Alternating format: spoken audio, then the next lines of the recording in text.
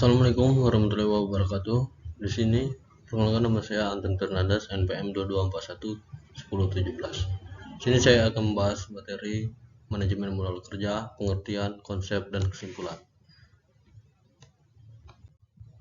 Apa itu manajemen modal kerja? Manajemen modal kerja terdiri dari dua unsur, yakni aktivitas dan kewajiban lancar.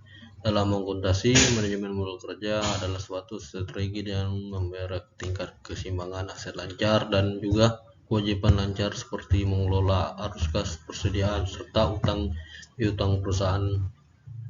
Manajemen modal kerja memiliki peran yang sangat penting dalam suatu bisnis. Setiap keputusan dari manajemen bisa berdampak secara langsung pada peningkatan laba, risiko penjualan, dan juga harga saham perusahaan. Hal tersebut pun menjadi hubungan langsung dengan penjualan yang meningkat serta dana yang diperlukan untuk biaya aktivitas lancar. Tujuan manajemen modal kerja. Tujuan yang dilakukan modal kerja adalah agar suatu bisnis mengelola hasil lancar dan utang lancar sehingga bisa memperoleh modal kerja atau neto yang lebih baik dan menjamin tingkat likuiditas pada suatu bisnis. Aktivitas lancar ini berbentuk kas, sekuritas, piutang, persediaan, dan pendanaan yang perlu untuk mendukung aset lancar. Nah, tujuan lain dari dilakukan modal kerja antara lainnya sebagai berikut: memenuhi laba ataupun rugi suatu bisnis, memaksimalkan dana dari pemilik saham arena, mempunyai risiko keuangan yang lebih positif, mampu menghargai modal kerja agar pembayaran kebutuhan bisa dilakukan secara tepat waktu, mampu melindungi perusahaan dari terjadinya krisis modal. Konsep kuantitatif pada manajemen modal kerja pada kuantitas ataupun jumlah biaya yang terdapat dalam unsur aktivitas lancar. Aktivitas lancar juga mempunyai dana yang berputar kembali dalam waktu yang cenderung lebih pendek ataupun dalam bentuk semula. Jadi modal kerja dalam konsep kuantitatif adalah seluruh jumlah aktivitas lancar milik perusahaan. Modal kerja dalam makna ini juga dikenal dengan modal kerja bruto.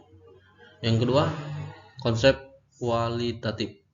Bila pada konsep kualitatif hanya berkaitan dengan jumlah aktivitas lancar, nah ini konsep kualitatif ini modal kerja sangat berkaitan dengan jumlah utang lancar ataupun utang yang pembayarannya harus segera dibayar. Untuk itu, sebagian aktivitas lancar harus tersedia agar bisa mempunyai kewajiban finansial perusahaan yang harus segera dilakukan, tidak boleh digunakan untuk membiayai operasional perusahaan. Tujuan utama adalah agar pihak perusahaan mampu menjaga tingkat likuiditas modal kerja. Kualitatif pun sering disebut dengan modal kerja neto. Yang ketiga, konsep fungsional. Dasar utama konsep fungsional adalah biaya yang tersimpan sebagai modal kerja dan juga dana yang mempunyai fungsi dalam memperoleh pendapatan bisnis. Konsepnya adalah sebagian biaya yang akan digunakan agar bisa menghasilkan pendapatan dalam periode tertentu, bisa disebut dengan current income.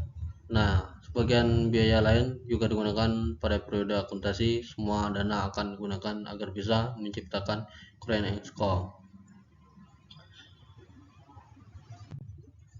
Sebagian dari dana tersebut digunakan untuk menghasilkan pendapatan ataupun periode akuntansi. Selanjutnya pada umumnya dikenal dengan future income. Contoh sederhananya, katakanlah ada suatu bisnis yang melakukan penanaman modal pada sebagian dana pada instrumen obligasi pemerintah, lalu dana tersebut ternyata berhasil menghasilkan current income dalam wujud bunga ataupun income.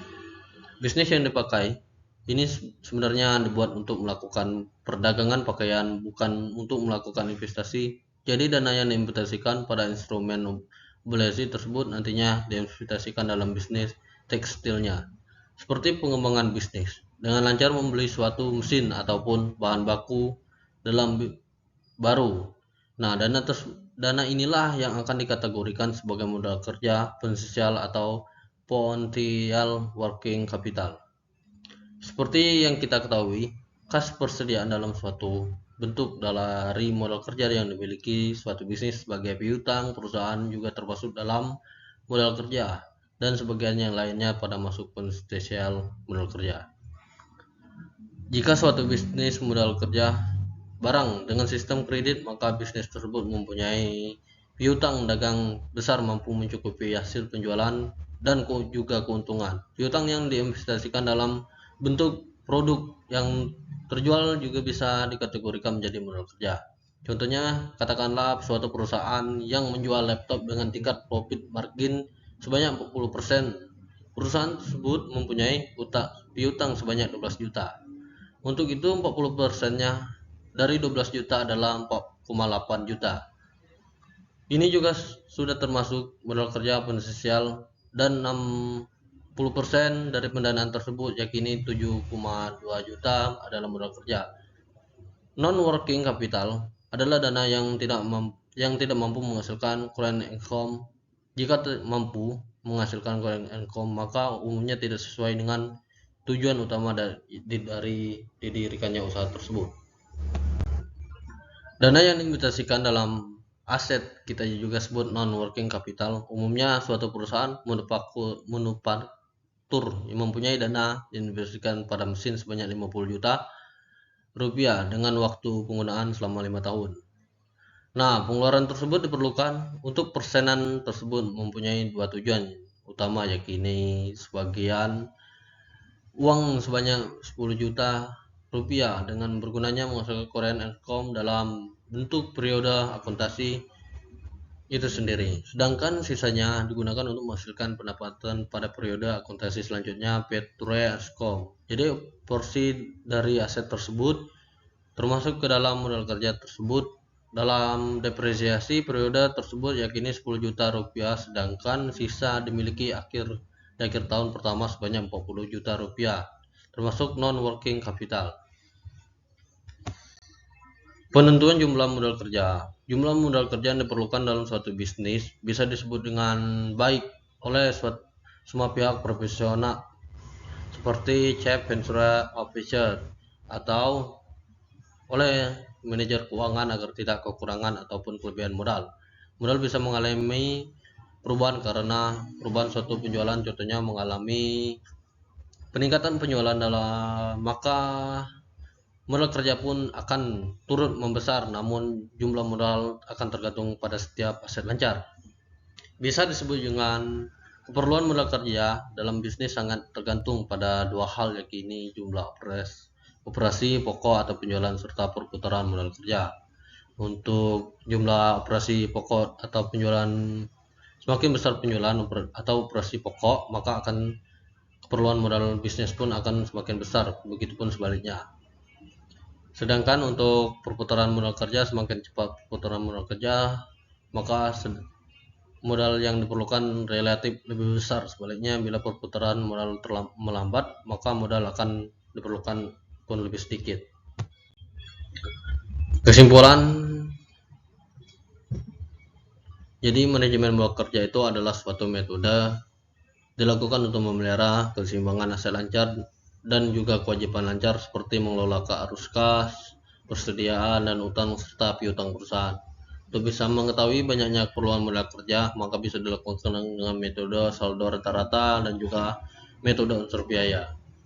Suatu bisnis melakukan manajemen modal kerja bisa memaksimalkan pengeluaran dalam suatu tingkat tujuan, mendapatkan dana dari investor, menghargai modal kerja agar pembayaran keperluan bisa dilakukan secara tepat waktu, dan juga mempunyai perlindungan agar terjadinya krisis modal.